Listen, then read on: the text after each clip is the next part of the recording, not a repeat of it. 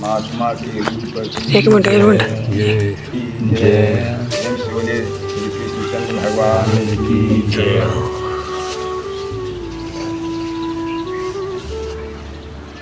आज श्रीमद् भागवत गीता का दूसरा अध्याय का प्रसंग श्री गणेश होने जा रहा है।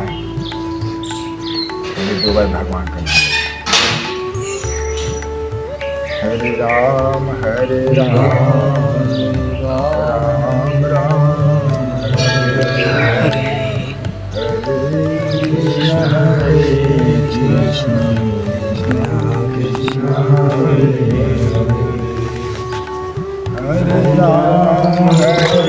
राम राम राम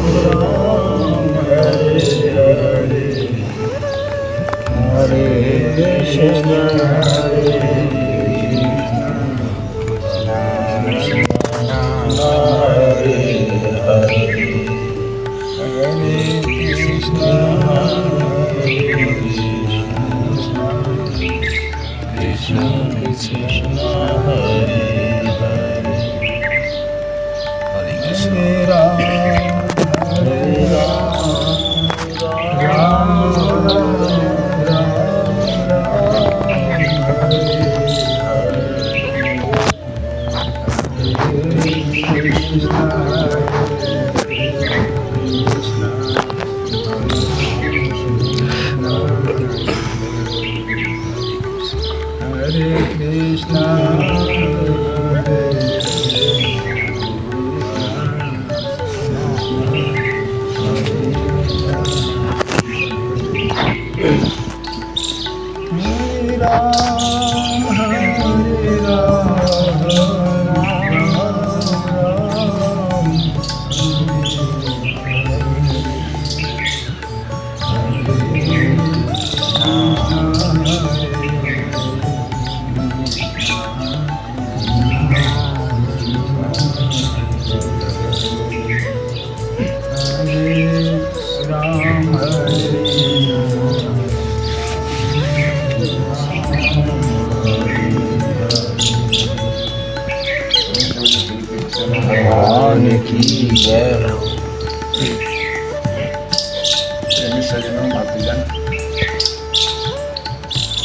आज की कथा श्रीमद् भागवत गीता का दूसरा अध्याय से प्रसंग का श्री गणेश हो रहा है। इसमें भगवान श्री कृष्ण अर्जुन को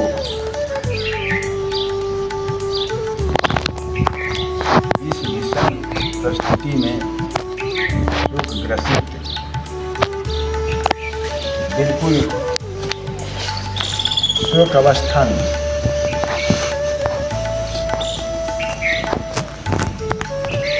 ऐसे अपने को जैसे कोई आत्महत्या करने की इच्छा किसी को हो चुका हो, आत्महत्या करने पर टूट चुका हो, ऐसी परिस्थिति में जैसे मानव की स्थिति होता है, इससे भी बदतर श्री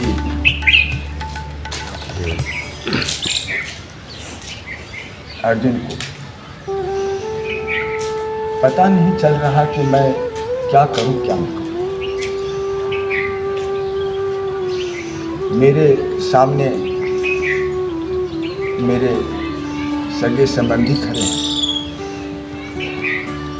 इन 100 भाइयों को मारकर और इनकी पत्नी विधवा हो जाएगी, असमर्थ होकर और रोएगी और पछताव करेगी, विलाप करेगी। तो हे केशव, मैं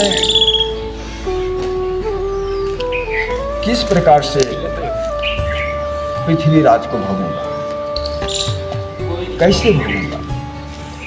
अपने परिवार को मारकर कोई सुख कैसे बच सकता है, कोई राज कैसे बच सकता है। ऐसी परिस्थिति में अर्जुन को अनुभव विवेक काम नहीं कर रहा कि मैं क्या करूं, युद्ध करूं या युद्ध से भाग जाऊं। एक तरफ सोचता है कि युद्ध से अगर भागता हूं, हटता हूं, तो भगोड़ा कहता हूं, कायर कहता हूं। हमें हिजरा के रूप में अपशब्द कहकर हमें चोट पहुंचाएंगे इन विरोधियों को। क्या क्षत्रियों के लिए अगर कोई क्षत्रियों को हिजरा कह दे,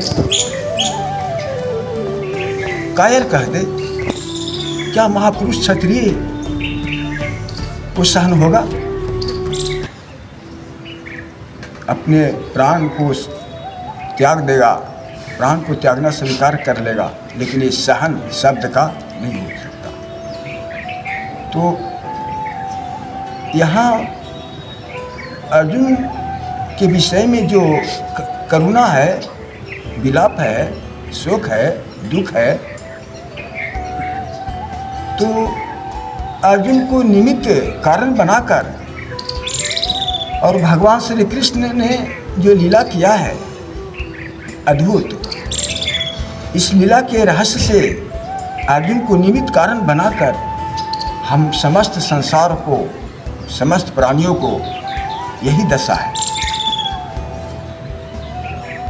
तो इस स्थिति में अर्जुन से ज़्यादा दुख तो किसी को नहीं हुआ होगा, और ऐसी नौबत आएगी भी नहीं। हॉस्पिटल में मेरा परिवार अगर मर भी रहा हो, मैं असमर्थ हूँ, फिर भी उसके वियोग में, उसके दुख में मैं प्राण नहीं त्याग सकता। सहन हो जाएगा, लेकिन यह परिस्थिति सहन किसी को हो सकता? ऐसे सबल पर निर्बल का आरोप, ऐसे समर्थवान पर कायर का आरोप, ऐसे धनुधारी वीर पर भगोरा आरोप क्या सहन हो सकता है? तो कैसा दुख होगा? इस दुख का कोई हिसाब नहीं है। कितना दुख होगा अगर गहराई से समझा जाए तो अर्जुन को इतना दुख था कि अब प्राण रखे कि प्राण त्यागे। अगर कोई प्राण ले भी रहा है, उससे भी हजारों गुना ज़्यादा दुख हो रहा है। ऐसी स्थिति में भगवान श्री कृष्ण ऐसे चमत्कार दिखाते हैं, ऐसी वचन बोलते हैं, ऐसी ज्ञान देते हैं, ऐसी युक्ति युक्ति दिखाते हैं, जिससे वो हर्ष में बदल जाता है, आनंद में बदल जाता है, निर्भय हो जाता है, आनंद मग्न हो जाता है, भाव विभोर हो जाता है। यही कला गीता में दिखाया गया है। भला शोक से प्रेम में विभोर हो जाना, शोक की दंड से मुक्त होकर अभय हो जाना, निर्भय हो जाना, अपने को गर्व समझना, अपने को गौरव समझना, अपने को धन समझना। भगवान श्री कृष्ण कह रहे हैं कि ये युद्ध तुम्हारे लिए कीर्ति बनाएगा। सनातन में आपका निमित्त कारण बनाकर मैं आपको सौभाग्य प्राप्त करना चाह रहा हूँ। आपके निमित्त कारण हो यह सौभाग्य। ऐसा दुख किसी को नहीं आया होगा। ऐसी दुख परिस्थिति में भी अगर मानव आनंद में बदल सकता है, शांति में बदल सकता है, तो हम सब शांति, आनंद, प्रेम, सुख की आशा में, लालसा में जो भटक रहे हैं, तो ये सब क्या है? यही सब विषय पर गहरी विचार करते हुए श्रीमद् भागवत गीता का हमें स्वाध्याय करना अति आवश्यक है। क्योंकि श्रीमद् भागवत गीता जिस समय युद्ध में तैयारी है, और उस समय यह ज्ञान कैसे कह सकता है? ये 18 अध्याय ज्ञान समझाने में किस प्रकार से समझा रहे हैं? इतना विस्तार से समझाने का मौका कहाँ है रणभूमि में? फिर भी एक ऐसा दृश्य दिखाया गया है, आगे रण दिखाया गया है और पीछे इतना लंबा ज्ञान समझाया गया है। इसका मतलब ये नहीं है कि रण में युद्ध छिड़ा हुआ है, युद्ध अब आरंभ होने को है। बीच मार्ग में खड़ा है अर्जुन कृष्ण भगवान को लेकर, दोनों पक्ष की युद्ध की तैयारी के लिए व्याकुल हो रहे हैं। कब बिगुल बजता है, कब शंखनाद होता है, कब तैयारी होता है, कब कुछ करें, कब कुछ करूं, ऐसी स्थिति बनी हुई है। और उस स्थिति में इतना शांति से, आनंद से, प्रेम से भगवान श्री कृष्ण अर्जुन को ऐसी शोक को आनंद में बदल रहे हैं। किस प्रकार से? क्या युक्ति है संसार के पास शोक को इस प्रकार से आनंद में बदल देने का? कोई कला है, कोई युक्ति है संसार में? तो नहीं है। शोक को डायरेक्ट आनंद में बदल देना, भय को निर्भय में बदल देना, मृत्यु पर विजय प्राप्त करने का सौभाग्य प्राप्त होना, दिव्य दृष्टि हो जाना। तो भगवान श्री कृष्ण ने कहा ये जो आपको आंखों देख रही है ना, कान सुन रहा है ना, जिभा स्वाद ले रही है ना, ये इंद्रियां आपको सच्चाई नहीं देख रहा है। भगवान श्री कृष्ण को कहना चाहते हैं कि किसी को आंख सच्चाई नहीं देखता, इंद्रियां सत्य नहीं देखता, इंद्रियां को सत्य को देखने का, अनुभव करने का पावर नहीं है। इंद्रियां गलत देख रही है, विपरीत देख रही है, उल्टी देख रही है। हमें सही दिखाई दे रहा है, सही समझा रहा है इंद्रियां, ये हमें सही नहीं बता रहा, सही नहीं समझा रहा, हमें चकमा दे रहा है। जिससे सूर्य दिखाई कितना बड़ा देता है, इतना बड़ा तो नहीं मानोगे, इतना बड़ा नहीं मानोगे, इतना बड़ा मानोगे, हाँ इतना बड़ा भी नहीं मानोगे, इतना ही बड़ा मानोगे ना। तो क्या यह सच्चाई है कि सूर्य इतना बड़ा है? तो सूर्य इतना बड़ा दिखाई देता है, तो क्या यह सच्चाई है सूर्य की कि सूर्य इतनी बड़ी है? दूर के कारण दिखाई देता है। तो फिर दूर के कारण क्यों दिखाई देता है? तो फिर जितनी बड़ी दिखाई देता है उसका क्षेत्रफल क्यों नहीं ज्ञात किया? आपका कितना दूरी क्षेत्रफल दिखता है सूर्य? तो ऐसा बताया गया है कि 1000 पृथ्वियां से ज्यादा, ऐसे तो वैज्ञानिक बताते हैं कितने कि लाख पृथ्वी सेट कर जाएगी एक सूर्य में, इतनी क्षेत्रफल का सूर्य है और हमें इतना सा दिखाई देता है। तो हमारा आंख कहाँ सही देख रहा है? हम पृथ्वी को अस्थिर देख रहे हैं पर अस्थिर अनुभव कर रहे हैं। क्या ये सच्चाई है पृथ्वी की? तो ये भी सच्चाई नहीं है। तो हमें कहाँ सच्चाई दिखाई दे रहा है? तो किस पर विश्वास करते हो? आंख पर विश्वास करते हो सच्चाई देख रहा है? क्या मन पर विश्वास करते हो? क्या सच्चाई आपको समझ सकता है? तो मन सच्चाई नहीं समझ सकता, आंख सच नहीं देख सकता। तो फिर आप आंख से सत्य को देखने का प्रयास कर रहे हैं, अपने मन बुद्धि से सत्य को अनुभव करना चाहते हैं, जबकि मन बुद्धि का विषय है नहीं कि सत्य को अनुभव कर ले, सत्य को परख कर ले, सत्य को देख ले, सत्य को जान जाए। ये मन बुद्धि की सामर्थ्य नहीं है और न हमारे ज्ञान इंद्रिय की सामर्थ्य है, न हमारे तन्मात्रा की सामर्थ्य है। हमारे रूप रस गंध स्पर्श सत्य नहीं देख रहा है, सत्य कुछ और है और जो दिखाई नहीं दे रहा। तो भगवान श्री कृष्ण ने कहा कि जो तुम्हारी आंख देख रही है ना, ये सत्य नहीं देख रहा है अर्जुन। इस आंख को सत्य दिखाई नहीं देता, इसलिए तुम्हें मैं दिव्य दृष्टि दूंगा। मैं तुम्हें आज दिव्य दृष्टि प्रदान करता हूँ जिससे तू सत्य देखेगा। प्रेम से बोलिए श्री कृष्ण भगवान की जय।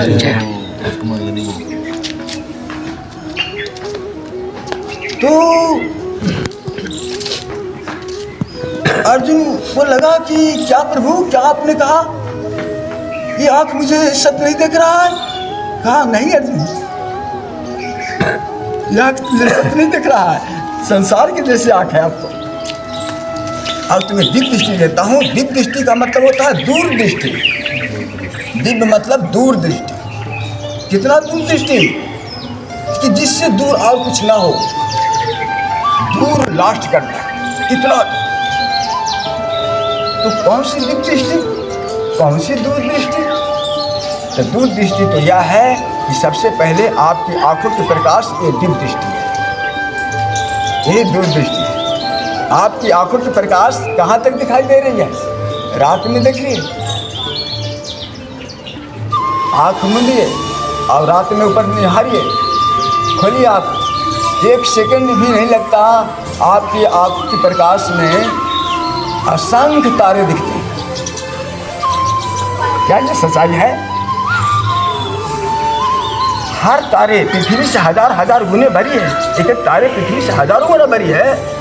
तो जितने पृथ्वी जितने हजारों गुना करो, हिसाब करो, मैथमेटिक्स करो पहले माइंड में, और उसके बाद हिसाब करो कितने पृथ्वी, हजार पृथ्वी के बराबर एक तारे, तो इतने तारे के बराबर कितने पृथ्वी, कितने लाख पृथ्वियाँ, कितने करोड़ पृथ्वियाँ। ये हमारे एक सेकंड में आंखों से प्रकाश निकली और वहाँ पहुँच गई। तो आपकी आंखों के प्रकाश ये क्या है? आप अपनी आंखों के प्रकाश का विराट अवस्था का ज्ञान कभी किया? कभी इसका हिसाब किया? कभी इसका मैथमेटिक्स किया? नहीं किया। तो तू तो अपने जो दृष्टि को संकुचित करके जिस क्षेत्र में है उस क्षेत्र में देख रहे हो, जिस रूम में है उस रूम में देख रहे हो। तो लग रहे हो कि मेरी प्रकाश इतनी दूर तक जाती है। उस पर पलट कर देखो कि देखो आपकी प्रकाश कितनी विराट है। तो आपकी आंखों के प्रकाश किसमें है, कहाँ है, कैसे है, किसमें, किस इंद्रिया में, बता करो। तो आँख में जो प्रकाश निकल रही है, आंखों से प्रकाश निकल रही है, किस कंसेप्ट से निकल रही है? तो प्राण ऊर्जा के बाद अब प्राण पर जाना। प्रकाश कहाँ से आ रही है? प्राण से। प्राण है तो आंखों के प्रकाश से सारे इंद्रियां भी सजग है, स्वरूप से यह मन किया है ना, कमा भी है। तो ऐसा समझो कि हमारे प्रकाश मैं हूँ, मैं ही अपना प्रकाश हूँ, आंखों से मैं प्रकाश हूँ। तो तुम कितने विराट हो जाते हो, कितना विराट तुम अपने को समझो। ये तेरा मूल शरीर है, ये तेरा निज असली स्वरूप है। इस असली स्वरूप को तुम पहचानो पहले, और इसी तुम्हारे प्रकाश में अरबों खरबों ब्रह्मांड समाया हुआ है। और तुम प्रकाश हो, तुम आंखों के प्रकाश हो, और तुम्हारे प्रकाश में अरबों खरबों ब्रह्मांड समाया हुआ है। सच्चाई तो यह है, सत्य यह है। लेकिन तुम अपने को आंसू शरीर में हार्मोन्स के व्यथा में सीमित होकर के अपने को अवकाश के अनुकूल समझ ले। कोई मजदूरा है तो अपने को मजदूरा समझ, कोई मंत्री है तो मंत्री समझ रहा, कोई सर्वेंट है तो सर्वेंट समझ रहा, कोई स्टूडेंट है तो स्टूडेंट समझ रहा, और कोई ज्ञानी है तो ज्ञानी समझ रहा है, कोई ऋषि महर्षि है तो अपने को उसी प्रकार से देख रहा है। जिसके पास दिव्य दृष्टि है, तो दिव्य दृष्टि की बात यहाँ हो रही है। भगवान श्री कृष्ण दिव्य दृष्टि प्रदान करने को बात कह रहे हैं, और इस दिव्य दृष्टि से ही सत्य दिखाई देगा कि सच्चाई क्या है। तो दिव्य दृष्टि ही आपकी आत्मा से प्रकाशित है। प्राण कहाँ से आ रही है? आपकी आत्मा से। आत्मा से प्राण आ रही है, प्राण से प्रकाश आ रही है। प्रकाश में हम लोग संसार देख रहे हैं, और संसार कहाँ देख रहे हैं? बाहर देख रहे हैं। ये बाहर संसार कहाँ है? ये बाहर संसार है जो तुम्हारे जीव में ही है। जब तुम स्वप्न में जाते हो, स्वप्न अवस्था में जाते हो, तो स्वप्न अवस्था में संसार बनता है।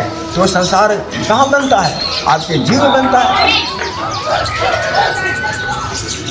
स्वप्न के संसार दिखाई देता है, उसमें वस्तु पदार्थ दिखता है, वो कहाँ दिखाई देता है? आपके जीव में दिखाई देता है। फिर सिमट के कहाँ रह जाता है? आपके जीव में रह जाता है। सुबह याद होता है कि मैंने सपना देखा था, दिल्ली गया था, बम्बई गया था, है ना, बहुत बड़े बड़े गार्डन में घुमा था, बहुत हर प्रकार के निशान खाया था, हर प्रकार की चीज़ें देखा था, याद है? तो संसार कहाँ चली गई? क्या इस संसार में बना था कि नहीं?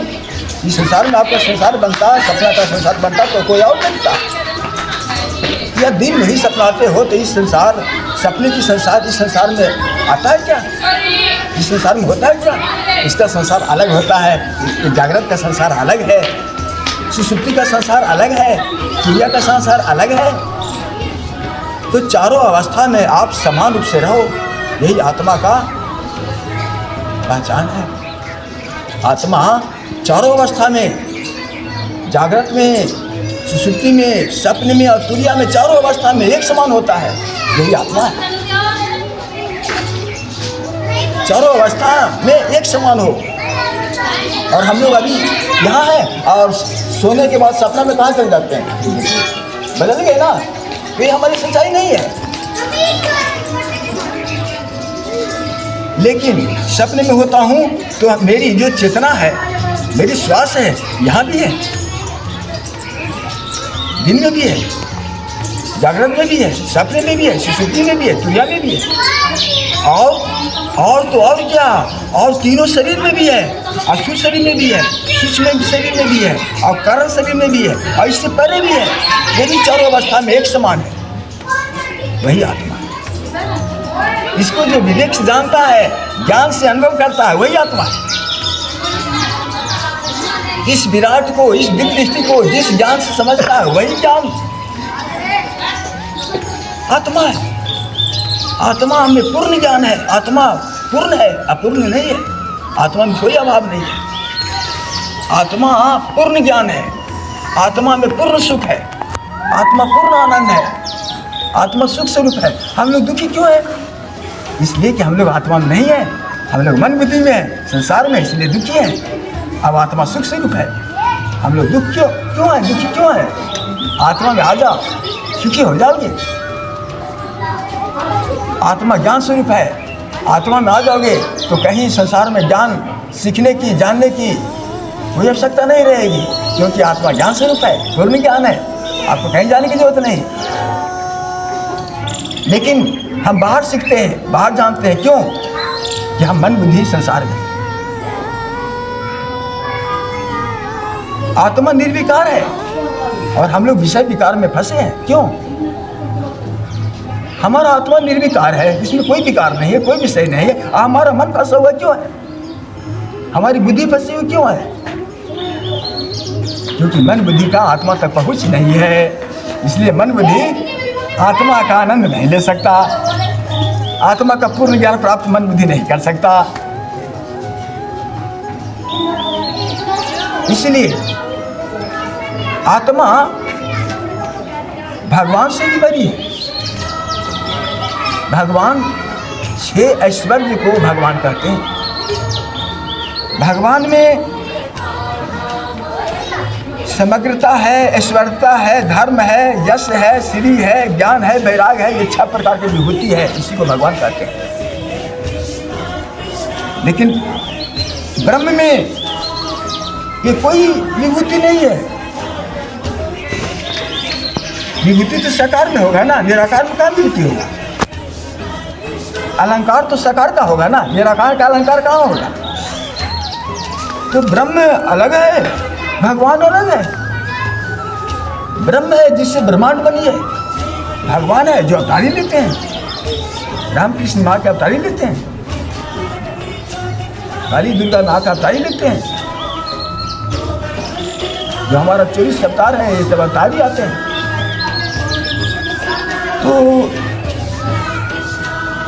श्रीमद् भागवत गीता का दूसरा अध्याय से अभिप्राय यह है कि भगवान श्री कृष्ण को ज्ञान योग समझाते हैं, और ज्ञान योग से यह समझाते हैं कि ये दुख तुम्हारी मन बुद्धि के विषय है, तेरी इंद्रिया के विषय है, तेरी आत्मा के विषय नहीं है।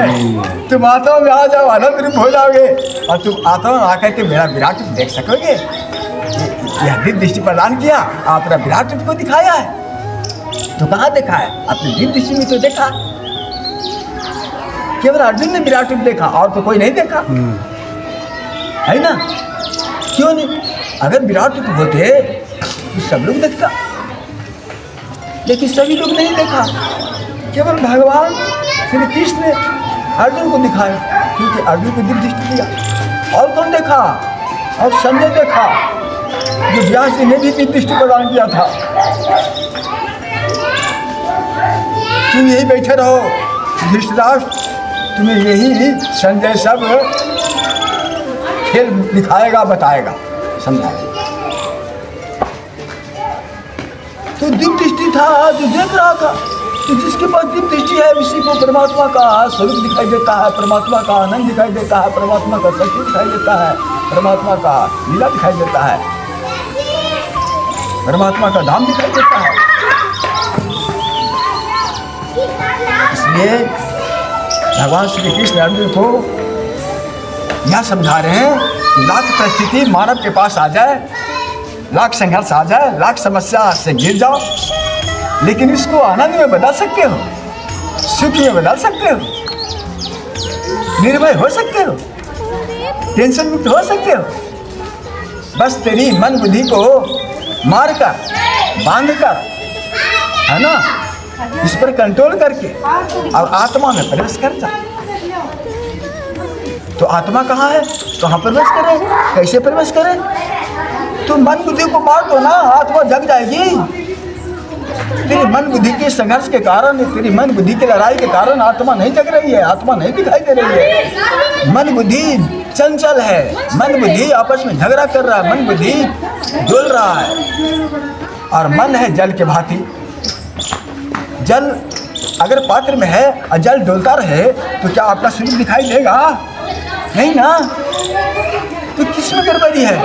जल डुल रहा है, यह गड़बड़ी है। जल में भी गड़बड़ी नहीं है, हमारे फेस में गड़बड़ी नहीं है, गड़बड़ी है जल डुलने में। उसी प्रकार से हम लोग का मन बुद्धि डोला हुआ है, यही गड़बड़ी है जिसके कारण हम अपने अंतरात्मा को नहीं जानते, नहीं पहचानते, ब्रह्म को नहीं देखते, नहीं जानते। ये माया प्रकृति बनी हुई है ना, माया माया दिखाई देती है। अब मन बुद्धि माया में फंसकर, मन बवाल है, मन आपका मालिक बना हुआ है, इसलिए तुम अभागा हो। जिस दिन मन तुम्हारा नौकर बन जाएगा ना और तुम मन के मालिक बन जाओगे ना, उस दिन तुम सुखी हो जाओगे। और तुम मन को मालिक बना रखे हो, बुद्धि को हाकिम बना रखे हो, तो आत्मा दबी रहेगी ना। इंद्रियां झूठ दिखेगा ना, आपको दुविधा में फंसाएगा ना, शंका संदेह दुविधा उत्पन्न करेगा ना। तो फिर आत्मा को कहाँ से जानोगे? तो फिर ज्ञान समझ में नहीं आ रहा था, मस्तक में भली भांति सत्य ज्ञान साक्षात्कार नहीं हो रहा था। भगवान श्री कृष्ण ने दिव्य दृष्टि प्रदान किया, अपना स्वरूप को दिखाया, विराट रूप दिखाया, तो धड़फड़ाया, प्रभु मैं नहीं जानता था कि आप ही परमात्मा हो। अब भय लग रहा है, आपका विराट रूप देख करके तो मुझे भय लग रहा है। मैं कभी नहीं जाना कि आप परमात्मा हो। आपको ही परमात्मा भी 10 भुजा में दिखाई दे तो आपको हाथ जोड़ना पड़ेगा ना, है ना। तो उसी प्रकार से वो असमर्थ है, रो रहा है, प्रभु हम पर कृपा किया कि अपना विराट रूप दिखाया। मैं तो आपको साधारण समझ रहा था, मैं तो आपको अपना लघु बघु समझ रहा था, मैं तो आपको मित्र समझ रहा था, मैं आपको मित्र समझकर, लघु बघु समझकर कोई महत्व नहीं दे रहा था। और आपको पता नहीं क्या क्या आप शब्द मैंने जीवन में कहा है आपसे, ये सब माफ करना प्रभु। मैं नहीं जानता था कि आप परमात्मा हो, आप ही सारा ब्रह्मांड को रचना करने वाले। मुझे पता नहीं था प्रभु, आपने दिव्य दृष्टि प्रदान किया तब मुझे पता हुआ प्रभु। आप जो कहोगे सही कहोगे प्रभु, आप जो कहोगे वही करूँगा प्रभु। भगवान श्री कृष्ण ने कहा ना कि तुम जो रो रहे हो ना, अपने आंसू ढार रहे हो ना, और कह रहे हो ना कि हमारे 100 भाई मरेंगे, 100 भाई का पत्नी विधवा हो जाएगी, असमर्थ बेचारी हो कहीं रोएगी, कल्पेगी और पूछेगी, और मैं राज करूंगा, सुख भोगूंगा। कैसे भोगूंगा सुख? हमारे ये बहुएं हमारी भाई का सब अपने, बताओ अपने परिवार को मार कर कोई अपने परिवार को गोली मारकर क्या कोई सुखी रह सकता है? तो भगवान श्री कृष्ण ने कहा कि देखो मैं अपना विराट रूप दिखाया ना आपको, तो तूने मान गया ना, तो उसी प्रकार से उन विधवाओं को ना अपना विराट रूप दिखाओगे ना तो वही मान जाएगी तुम्हारे ऐसा।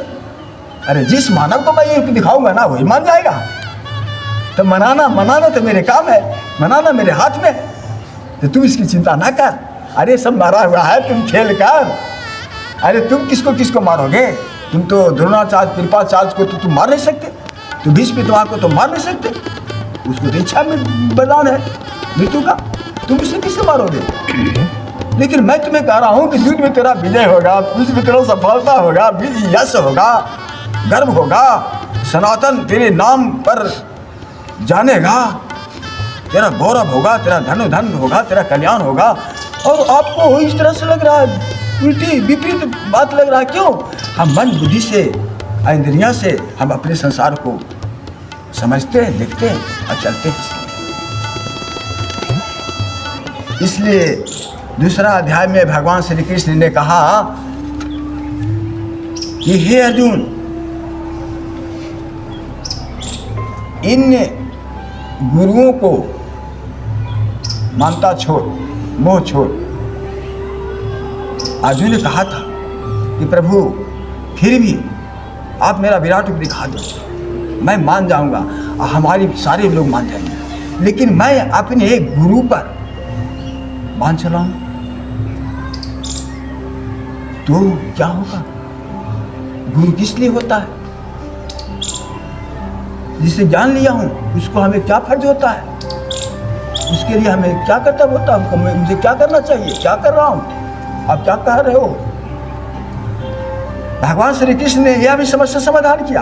कहा तेरे गुरु नहीं है। कहा क्यों? उनसे मैं जान लिया हूं। तो जिस दिन जान लिया था उस दिन गुरु था, आज गुरु नहीं है। कहा उस दिन गुरु क्यों, आज गुरु क्यों नहीं? कहा उस दिन इस समता में चल रहा था, धर्म पर चल रहा था। आपका ज्ञान देना उनका धर्म था, आपका ज्ञान लेना भी आपका धर्म था, दोनों को धर्म निभा रहा था, इसलिए गुरु था, आप तुम शिष्य थे। अब देखो दुर्योधन अतताई है ना, अधर्मी है ना, कुकर्मी है ना, पापी है ना, सब जानता है। तो इस पापी को साथ देना क्या गुरु का काम होता है? तो सुन लो अर्जुन, जो अधर्म के मार्ग में बढ़ चुका है, वो चाहे गुरु हो, चाहे तेरे माता हो, चाहे तेरे पिता हो, चाहे तेरे भाई हो, चाहे तेरे कोई भी हो, वो तेरे बैरी है। जो धर्म पर आगे बढ़ चुका है, वो अगर दुश्मन भी है तेरी, बैरी भी तेरी है, तो तेरे मित्र है, वही तेरे सगे है, वही तेरे कल्याणकारक है। तो मैं भी आया हूं, अवतार लिया हूं, तो धर्म के लिए, तेरे लिए नहीं, इनके लिए नहीं, किसी व्यक्तिगत के लिए नहीं। जब अधर्म बढ़ जाता है, अधर्म असहनीय हो जाता है, गौ ब्राह्मण त्राहिमाम त्राहिमाम भक्त त्राहिमाम त्राहिमाम होने लग जाता है, तो धर्म को स्थापना करने के लिए मुझे आना पड़ता है। तो धर्म की रक्षा के लिए मैं आता हूँ, मैं किसी व्यक्तिगत के समाधान के लिए नहीं आता। तो मैं भी धर्म की रक्षा करने के लिए आया हूँ, धर्म को रक्षा करूंगा, और तुम भी धर्म की रक्षा कर। और ये सब गुरुजन अधर्म की रक्षा कर रहे हैं, तो अधर्म को मारना ही धर्म होता है, अधर्मी को मारना ही धर्म होता है। और जो धर्म पक्ष पर आगे बढ़ चुका है, तो वो आपके दुश्मन भी क्यों न हो, आपका धर्म बनता है, उसे कल्याण करो, उसको स्वीकार करो, वही तेरे भलाई करेंगे, वही तेरे हितकारक हैं, वही तेरे निस्वार्थ है, कल्याणकारक है। तो हम सब आज क्या करते हैं, अपने संबंध से हम लोग रिश्ता लेकर धर्म का फैसला करते हैं। हमारी बेटियां, हमारी बहुआ ये कहती है, हम क्या करें? अरे क्या करोगे, तेरी बेटियां बड़ी है कि धर्म बड़ा है? धर्म अगर बड़ा है तो तेरी रिश्ते नाते सब पीछे हैं, सबसे बड़ी धर्म है। तो जिसकी सबसे बड़ी धर्म है उसी के पक्ष में मैं हूँ, और धर्म है उसी के पक्ष में विजय है। इसीलिए मैं कह रहा हूँ, धर्म पर जो चल रहा है, तो धर्म पर कौन चल रहा है? धर्म पर केवल पांडव चल रहा है। तो पांडव का ही विजय होगा। युद्ध होता आया है, लेकिन अंततः धर्म का ही विजय हुआ है। कुछ देर के लिए धर्म झुक सकता है, कुछ देर के लिए धर्म मुड़ सकता है, कुछ देर के लिए धर्म छुप भी सकता है, लेकिन धर्म मर मिट नहीं सकता है। अंततः धर्म की ही विजय होती है, और धर्म से ही कल्याण होता है, और धर्म से ही अपना कर्तव्य निभाता है। इसलिए सबसे हित और सबसे कल्याणकारक और सबसे अमूल्य रत्न आपके लिए धर्म है। सबके लिए धर्म है, धर्म से बड़ा कुछ नहीं है। इसलिए धर्म क्षेत्र की बात है ना, कुरुक्षेत्र नहीं है, धर्म क्षेत्र है। यहाँ धर्म क्षेत्र की युद्ध है, यहाँ किसी और की लड़ाई नहीं है, यहाँ धर्म की लड़ाई है। तो दूसरे अध्याय में भगवान श्री कृष्ण ने बार बार यही समझाया है ज्ञान के आधार से, कि ज्ञान सत्य ज्ञान से कल्याण होगा। जब तक सत्य ज्ञान जब तक स्वीकार नहीं होगा, सत्य ज्ञान आभास नहीं होगा, सत्य ज्ञान का अनुभव नहीं होगा, तब तक तेरी समस्या समाधान नहीं होगा। इसीलिए सत्य ज्ञान कहाँ है? तो सत्य ज्ञान भी तुम्हारे पास ही है, तुम्हारे अंदर ही है। बस आप का लक्ष्य सत्य की ओर होना चाहिए, आपके लक्ष्य आत्मा की ओर होना चाहिए, आपके लक्ष्य अपना असली स्वरूप की ओर होना चाहिए। क्योंकि अगर परमात्मा भी बाहर देखोगे तो कहाँ देखोगे? अपने आत्मा में तो देखोगे। सबसे पहले तेरी आत्मा रहेगी, तेरी आत्मा में दर्शन होगा परमात्मा का। बाहर तो परमात्मा है, लेकिन हमारी आत्मा नहीं है, तो परमात्मा हमारे किस काम की? संसार है, हमारा शरीर नहीं है, तो संसार हमारे लिए किस काम की? इसलिए यह जो शरीर दिया गया है, तो इस शरीर दिया गया है धर्म करने के लिए, और अपने को सपना बनाने के लिए नहीं, ऐश मौज करने के लिए नहीं, वैभव करने के लिए नहीं। अगर सपना पूरा करने के लिए अगर संसार होता, भविष्य बनाने के लिए संसार होता, तो भगवान श्री राम जी भविष्य बनाए क्या? श्री राम जी की सारा जीवन वृतांत दुखमय हुआ कि नहीं? राज कभी किया? माता सीता राज कभी की? उनके पुत्र लव कुश कभी राज किया? कितना दिन किया? कैसे किया? कहाँ पला? वनवास में। अपनी पत्नी को दोबारा त्याग करना पड़ा वनवास में श्री राम जी को। कैसे हिम्मत? धर्म पर चलने के लिए क्या करना पड़ता है? कितना त्याग बलिदान करना पड़ता है? श्री राम जी आकर दिखाए। इसलिए श्री राम जी का चरित्र कैसा रहा, इससे क्या अनुभव होता है? श्री राम जी धर्म को स्थापना करने के लिए आया है ना, धर्म का राम राज्य दिलाने के लिए आया। उस समय राम राज था। तो यहाँ भगवान श्री कृष्ण दूसरा अध्याय से यही समझाना चाहते हैं ज्ञान योग से, कि ब्रह्मानंदम परम सुखदम केवलम ज्ञान मूर्ति द्वंद्वातीतम गगन सदृशम तत्त्वमस्यादिलक्ष्यम् एकं नित्यं विमलमचलं सर्वधी साक्षीभूतं भावातीतं त्रिगुणरहितं सद्गुरु त्वां नमामि। अर्थात ब्रह्मानंदम परम सुखदम केवलम ज्ञान मूर्ति।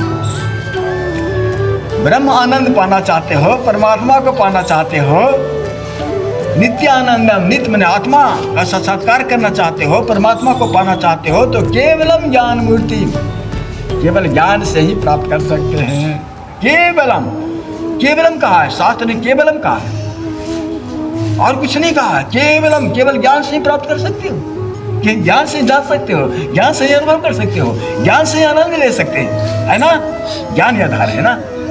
केवलम ज्ञान मूर्ति। आप फिर कहते हैं चेतावनी कि द्वंद्वातीतम, ज्ञान छोड़ करके दूसरा कुछ भी नहीं से आपको समाधान करेगा।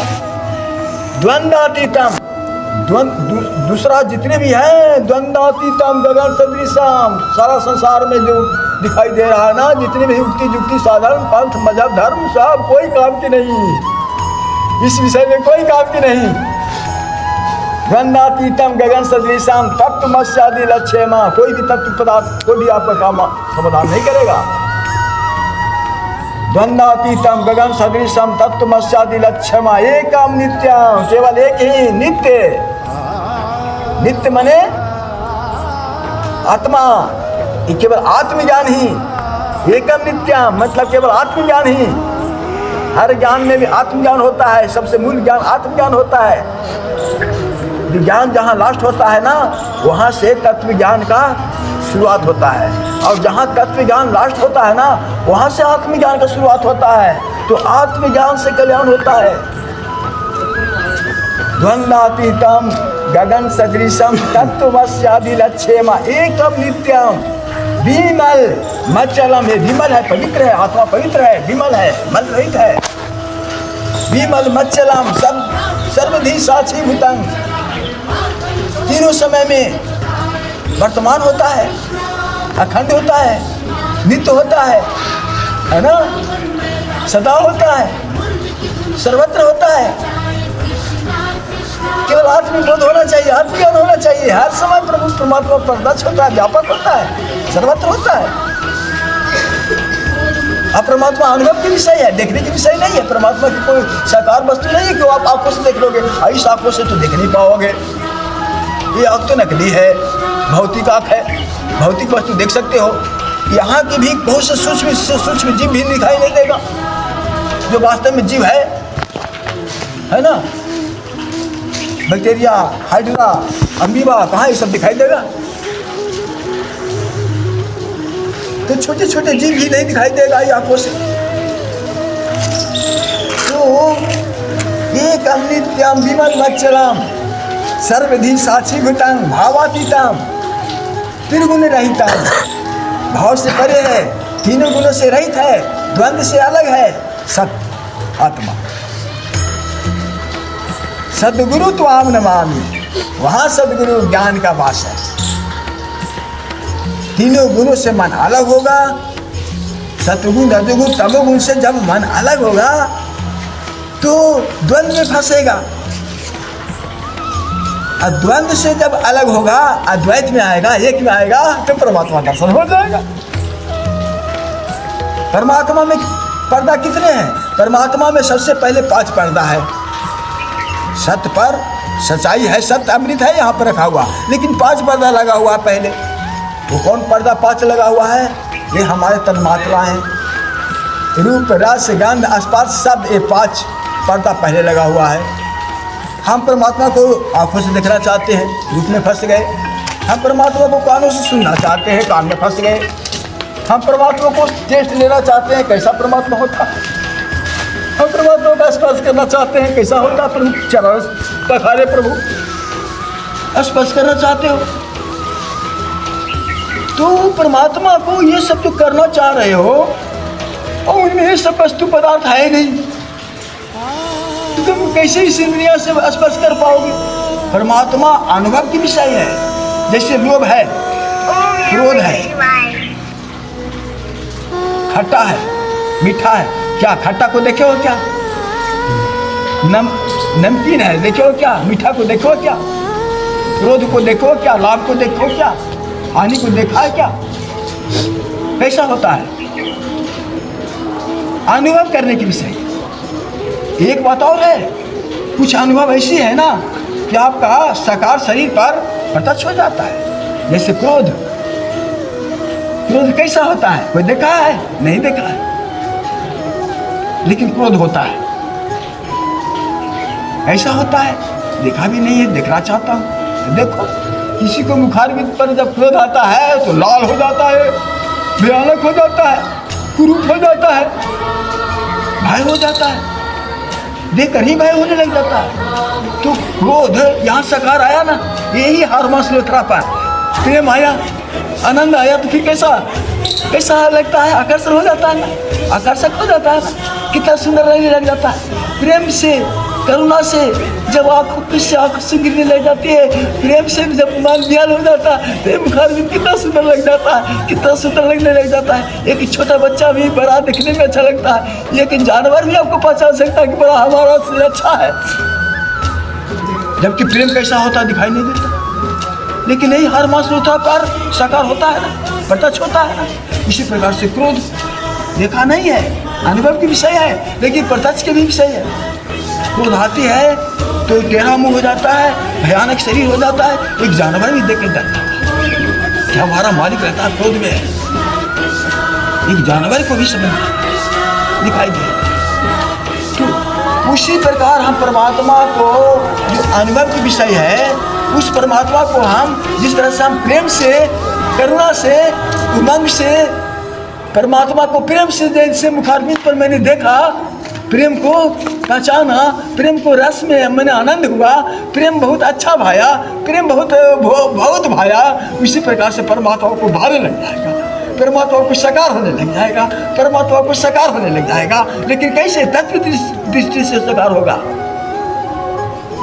अगुना अलेप अमान एक रस, राम सगुना भये भगत प्रेम बस।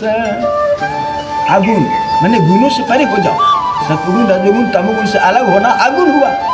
अलेप, अलेप मैंने संसार में लिपमान न होना, आसक्त न होना, अनासक्त होकर रहना। अनासक्त का मतलब कुछ भी करो, कर्म करो, इसमें लाभ हानि न सोचो, समता में रखो, केवल कर्म करो। कैसा कर्म करो? प्रभु की बनाया हुआ ब्रह्मांड है ना, प्रभु की बनाया हुआ, किसी मानव को तो है नहीं, प्रभु की बनाया हुआ ब्रह्मांड है, प्रभु के बनाया हुआ सब वस्तु पदार्थ है, प्रभु के बनाया हुआ सब जीव निर्जीव है, सारे वस्तु पदार्थ सब प्रभु के बनाया हुआ है। तो प्रभु की संसार दुकान है, दुकान में जितने भी वस्तु पदार्थ है सब परमात्मा की दुकान की सौदा है। जितने भी लोग हैं सब समझिए कि प्रभु की ये दुकान की ग्राहक है, और अपने को प्रभु के नौकर समझिए, दुकान के नौकर समझिए। तो दुकान का नौकर काम किस प्रकार से करता है? अगर उस दुकान में CCTV कैमरा लगा हो तो नौकर ईमानदारी से काम करता है ना, कि CCTV कैमरा लगा हुआ है, यहाँ मालिक पीछे है तो नहीं, लेकिन मालिक घर से भी देख रहा होगा कि हम क्या कर रहे हैं। तो उसी प्रकार से आपके पास CCTV है और आप मालिक के पास CCTV है, क्या भगवान के पास इसका अभाव है? क्या समझते कि भगवान के पास CCTV नहीं है? तो वो भी तो CCTV पर लगाए हुए हैं। तो यहाँ ध्यान है कि प्रभु की भी CCTV पर लगा हुआ है, तो सब जगह व्याप्त है, सर्वत्र व्याप्त है। तो उनका भी तो देख रहे हैं ना, यहाँ भी तो देख रहे हैं, समझ रहे हैं कि 5-6 आदमी बैठा हुआ है, कथा कर रहा, सुन रहा है, यहाँ पर बैठे हुए आप, आपको भी तो परमात्मा देख रहे हैं। आप देखो या ना देखो, परमात्मा तो देख रहे हैं। एक आँख से नहीं, अब 2 आँख से देखो या ना देखो, तो लाखों आँख उसको आपको देख रहे हैं। परमात्मा जितने भी जीव बनाया, जलचल थलचल नवसर नाना जे जर चेतन जीव जहाना, है ना, सभी जीव को बनाया, कीड़ी मकड़ी से लेकर के हाथी तक, सब पर तो परमात्मा का ध्यान होगा, है ना। कैसे होगा? खंड अटलांट महासागर में होगा, प्रशांत महासागर में होगा, चाहे जहाँ होगा, उसमें भी गहराई में जो जीव होगा ना, उस पर कोई परमात्मा ने बनाया है, तो उसको भी परमात्मा का ध्यान होगा ना। एक जीव भी चुप कर सकता है? तो वो जीव चुप करेगा तो परमात्मा का ध्यान नहीं रहेगा सभी जीवों का, तो सभी जीवों का कर्म कैसे नियोजित करेंगे? कब किस जीव में कब देना है, किस जोनी में कौन जीव को कहाँ देना है, कैसे देना, हिसाब किताब को कैसे होगा? तो उनके हिसाब किताब सब फिट है ना। हाँ, तो उनका CCTV लगा हुआ है। तो जितना भी आप किए हैं ना कुकर्म धर्म सब स्वीकार कर लो प्रभु, हमने आपके सब देखा है प्रभु। अरे हमारा मन भी जान गया है, तो वो आप नहीं किस जानेगा? हमारा मन तो जानता है कि मैं क्या किया हूँ। तो जब हमारा मन